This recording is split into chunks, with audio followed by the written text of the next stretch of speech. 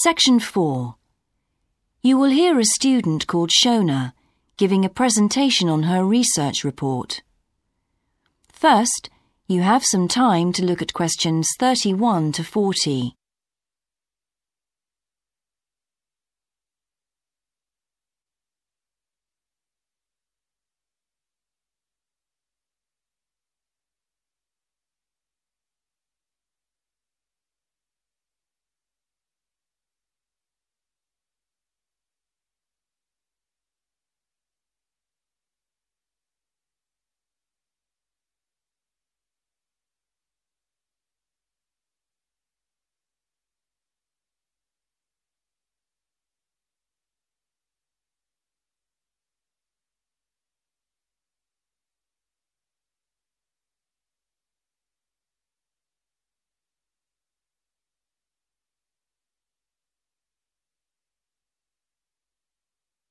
Now listen carefully and answer questions 31 to 40. I've been doing some research into what people in Britain think of doctors, the ones who work in general practice, the first call for medical care, and comparing this with the situation in a couple of other countries.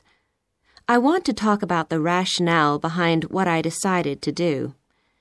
Now, I had to set up my program of research in 3 different countries, so I approached postgraduates in my field in overseas departments, contacting them by email to organize things for me at their end. I thought I would have trouble recruiting help, but in fact, everyone was very willing, and sometimes their tutors got involved too. I had to give my helpers clear instructions about what kind of sample population I wanted them to use. I decided that people under 18 should be excluded because most of them are students or looking for their first job. And also I decided at this stage just to focus on men who were in employment and set up something for people who didn't have jobs and for employed women later on as a separate investigation. I specifically wanted to do a questionnaire and interviews with a focus group. With the questionnaire, rather than limiting it to one specific point, I wanted to include as much variety as possible. I know questionnaires are a very controlled way to do things, but I thought I could do taped interviews later on to counteract the effects of this. And the focus group may also prove useful in future by targeting subjects I can easily return to, as the participants tend to be more involved. So I'm just collating the results now. At the moment, it looks as if in the UK, despite the fact that newspapers continually report that people are unhappy with medical care, in fact, it is mainly the 3rd level of care, which takes place in hospitals, that they are worried about. Government reforms have been proposed at all levels, and although their success is not guaranteed, long-term hospital care is in fact probably less of an issue than the media would have us believe. However, I've still got quite a bit of data to look at.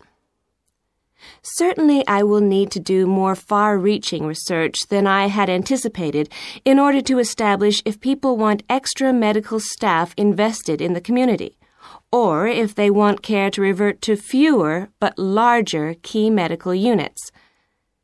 The solution may well be something that can be easily implemented by those responsible in local government, with central government support, of course. This first stage has proved very valuable, though. I was surprised by how willing most of the subjects were to get involved in the project.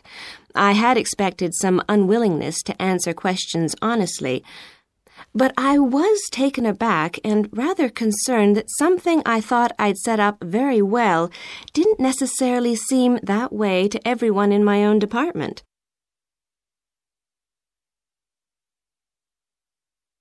I thought you might also be interested in some of the problems I encountered in collecting my data. There were odd cases that threw me. One of the subjects who I had approached while he was out shopping in town decided to pull out when it came to the 2nd round. It was a shame, as it was someone who I would like to have interviewed more closely.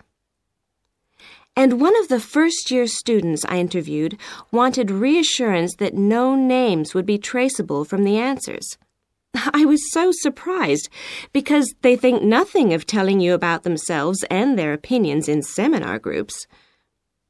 Then one of the people that I worked with got a bit funny.